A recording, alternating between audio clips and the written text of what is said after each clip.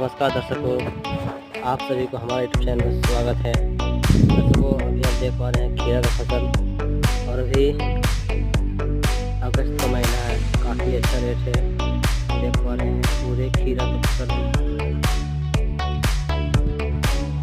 काफ़ी अच्छा रेट है। आज इसका तुलाई 2.5 कुंटल हुआ है, मात्र 4 पैकेट में। ये फर्स्ट तुलाई था, फर्स्ट तुलाई में ही 2.5 कुंटल प्लस था। आप देख पा रहे हैं पूरी जो है खीरा का फसल। सब्सक्राइब करें और बेल आइकन को प्रेस करें ताकि मैं इस तरह वीडियो आप सभी तक